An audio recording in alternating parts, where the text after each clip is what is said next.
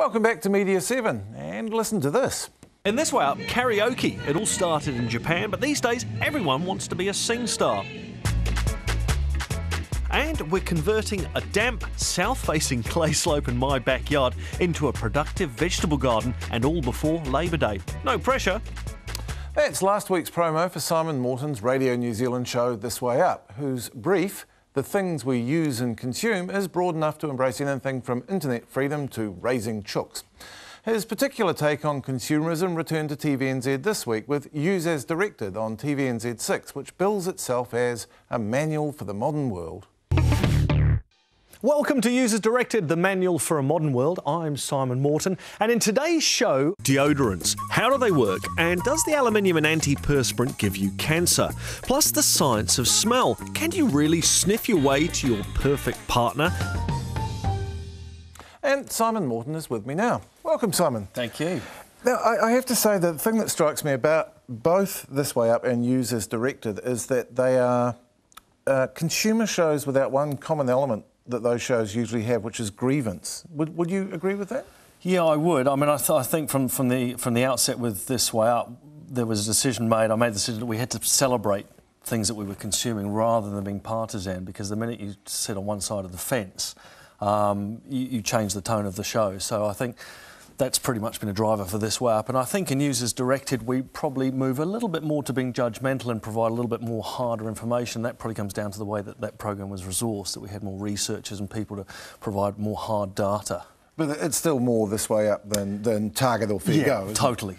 Yeah, it's a bit more about it's about celebration. It's about inquisitiveness, inquiry, and if you like, arming people with a little bit more information. So as they go about their lives consuming stuff, it might provoke them to think in a different way or add a little bit more value to the way they think about something. Well, was This Way Up a hard sell in the first instance? Because I can imagine you going in there and saying it's a show about stuff.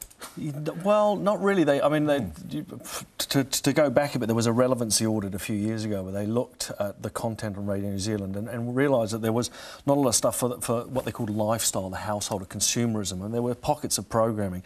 So they created a day part on a Saturday after Kim Hill, and they said, look, we want you to put technology in there. I was doing Digital Life, which was sort of a 25-minute magazine-style technology program that explored how technology was changing the way we did stuff and the way we thought.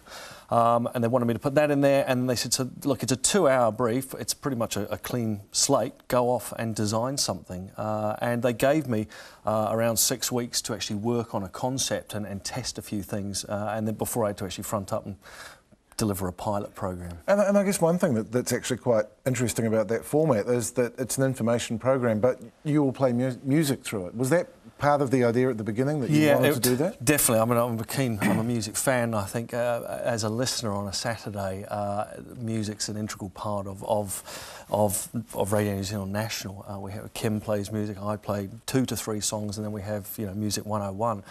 So I think it stays in keeping with the theme of a Saturday. People have got a little bit more time, and just spatially creating some space around some of the content. It's quite frenetic. I mean, I'm quite a frenetic sort of barky guy, and I guess the tone of the show allows space and music for people to reflect. And we use a lot of stings and a lot of pre-recorded vignettes to create space and punctuation, if you like, within the program. You also get people doing, here's one you can try at home. In particular, the Funky Chicken Farm. I got the impression that people were actually following your advice on how to start, having chooks in the backyard. Yeah, we were in denial for a while, but then I started fielding phone calls at home. I mean, it was. I'd have people who were walking their dogs saying, oh, look, there's a chicken down here. A guy I played football with. There's a chicken down here. It's brown. I think yours are brown. Where is it? Oh, it's down here at this park. Well, that's about 6 kilometres from where I live. No, it's not my chickens. And they wouldn't go that far. I became sort of Dr. Chicken in the neighbourhood, and even I had my babysitter's auntie. Could she call you and talk about her chickens? And I got a little bit out of my depth a couple of times and had Neil Christensen, who is an avian vet, who was brilliant, who I refer a lot of the complex medical queries to, and Darcy Philp, who was our chicken man from Upper Hutt, who was brilliant. So, yeah, we heard lots of stories about feed sales. Chicken feed sales had gone up. We had calls and emails. I mean, it really... I don't know what it was about chickens. I think here in New Zealand, and there were a lot of chickens around maybe 30 years ago. Yeah. I don't know. Did you grow up with chickens? Had them. He had chooks, yeah. Yeah, I mean, I didn't. I came from Europe. Chickens, we'd already been removed a bit from the old food system there, growing up sort of outside London. You know, chickens were something you ate on a Sunday, and eggs were another product that weren't necessarily related to a chicken. So, yeah, I think the Funky Chicken Farm, we hit a real a mine of content. We had really good talent. I mean, the guy who essentially acted as our chicken mentor was, I mean, I'd love to do another series with him. He was a great guy. He was passionate, and he took me into a world of the chicken fancier. I mean, I did bird shows, and we've had quite a show this week, haven't we? Yes, we have. But yeah, so it was great. But again, very much talent-driven, but also, in that case, talent. We had great talent, but also we hit this, as I say, this niche of chooks, people, I think, wanting to have a little bit more control, the free-range thing, they're expensive eggs. So there were a lot of drivers for, I think, why people invested emotionally, intellectually into that series. And now you have users directed on TV. The thing that came through from I've seen a couple of the episodes that came through for me was the sense of curiosity. The things that you actually set out to test, the Lynx effect that we've all seen in the ads, the deodorant, which I think you weren't pretending it was science. But no, it was certainly diverting. Yeah, well, I've got to give credit there to Jill Graham, who produced the show, and Razor TV. I mean, that was and Rachel Judkins, who did a lot of research there, and in terms of developing those concepts and ideas. But that was the difference with Users Directed on the wireless on Radio New Zealand National. I talk about a lot, and I interview and I meet people. But on Users Directed, I got to test some of these series. Now, again, we didn't say it was scientific, but we had a lot of fun testing those out in a studio environment, and things went wrong and things went pear-shaped, and yeah, it was good fun. But to get back to the curiosity factor, I think my intent is I'm actually a curious person, and I think that drives that in. My intent to find stuff out's real. It's not just fabricated for the sake of a radio show or a TV series, and I think that's maybe why I get a certain energy going within the show. I don't know. So what else? What else will you be investigating in the series? In Users Directed? Yeah. Oh well, there's 12 programs. We're doing everything from taste. We're doing smell. We're looking. We run a series of tests in the studio where we have people putting together flat pack furniture. In fact, that's the episode that went out this week. We've got a great one. Was a mum and dad versus the son and daughter putting together an entertainment system with a surround sound DVD player, and that's a marvellous idea. Yeah, but I mean they're really simple. Because lots of great narrative in terms of the conflict and really I mean I found it entertaining, and going up to these people and say, how are you doing? They're sweating and reading the manual and really very tunnel vision, and in fact the kids ended up winning in that scenario. Right, so the kids won. I mean, these are also things where you're going to get to gender issues, isn't it? You know? Yeah. Although, we don't go there. Were there some deflated males who found they couldn't assemble flat pack furniture? Well, we only had two. We had two couples, so it was more actually examining the interplay between the couple, and we had one couple that used the read the manual, very sort of Northern European structured approach in engineering. So these guys were Dutch, and you could see they had IKEA genetics within them and the way they dealt with all the pieces. And then the other couple of the Kiwis, and he was just like, no, throw the manual over there. And then he was out, oh shit, so they got to the stage where it's like, oh no, and they were struggling and holding the diagram up. So. That was entertaining, but some more. I mean, some serious stuff. We looked at smell, the psychology of smell. Smell's one of these senses that's unfiltered. I mean, it goes straight into the old limbic system. Boom, up it goes. All our other senses are filtered, and we did some tests around that. Lots of good studio tests. Mobile phones. Why do people speak loudly on a cell phone? I mean, I didn't know that. I just thought because people felt that they had to increase their level of import, or volume was important. So. We looked at why people actually speak loud on a cell phone. I hope you're not going to lose that sense of curiosity, because it's most diverting. Simon Morton, thank you very much. Well, thanks for having me. Now, Use As Directed isn't the only new show on the airwaves right now, and Simon Pound looks at a TV3 show that wrings humour from the news. The following show contains bad language and is for adults only. Just a moment. The Prime Minister's overseas. Oh, f*** it then. 7 Days is the TV3 current affairs comedy review show. It consists of a series of news-themed games and quizzes that comedians compete in. It's hosted by Jeremy Corbett and has Di Henwood and Paul Ego as team captains. But the competition isn't really about the news, it's to be funny. See?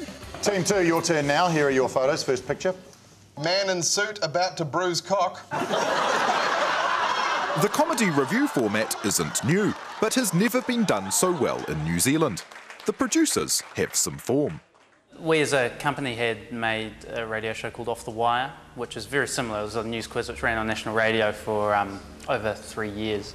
That was a weekly thing for us, and we really cut our teeth on that show. It's second nature to them, but you may be surprised what goes into making this show. We followed the progress for the 2 busiest of their 7 days. John's my assistant producer. He's been helping me out. He's the assistant to the producer, and that's me, so... He just stole a gag from Ricky Gervais. Yeah, steal, borrow. The show plays Friday at 10 p.m, but is recorded Thursday night. And on Thursday morning, the writers meet to finalise the script for the evening. We want to include the comedy fraternity of New Zealand. So we put out a big email saying, if you want to write for us, we will send you our stories that we're thinking of doing, and you can write us some spec scripts. We've got 1.6% growth, or as Paul Ego's sex therapist calls it, an improvement. 1.6% growth. You'd take that, wouldn't you, Di? Nice. Boobs on bikes. Auckland City Council didn't want to give money to the event, saying it objectified near-naked women and promoted an unrealistic body image. They instead gave money to Fashion Week. Nice. It's good. That's real good. If you get a good joke and it comes through to the show, you get $80. So for a comedian, that's pretty good. That's about 5-6 beers. They're pretty stoked with that. It is the annual Boobs on Bikes parade. It took place in Auckland on Wednesday to a much smaller crowd than previous years. Auckland City Council didn't want to give any money to the event, saying it objectified near-naked women and promoted an unrealistic body image. They instead, of course, gave the money to Fashion Week. So, while they have a script, the idea is that most of the show is live improv, like this. What is economic growth forecast to average over the next financial year here in New Zealand? 1.6%. 1.6% growth. You'd take that, wouldn't you, Di? Are you taller than Rod? What's it? I don't know, probably... Stand up. Stand up. Back to back. Back to back. Let's check back to back just in case. I'm standing way behind him. So I look a lot smaller. Yeah, Di, come forward, Di, come forward. Oh, there you go. Yeah. The topics are known to everyone, and a few jokes are set up, but the way they shoot things mean that there is no way they could script everything. Because to get their 24 minutes odd of broadcast time, they shoot for 2.5 hours. That's right, it's a big operation. They have 6 cameras, including a jimmy jib, a camera on a crane. They have a production team working with an outside broadcast, or OB van, where Nigel sits. Minister Dovalina, a member of the Aotearoa Legalised Cannabis Party. That's right. Did you fall on my turntables in 1998? They don't finish up until after 10 at night. The show goes to air in less than 24 hours. Nige goes back to TV3, where he will work with an editor until about 1:30, leaving that editor to work right through. Then, at 6 a.m, his fellow producers Jared and Ryan head in, and at 8, their next editor takes over. By this stage, the show is shorter and in a different order than when shot. So, no, it isn't scripted, though some jokes are. A lot of work goes in to making this all look so easy.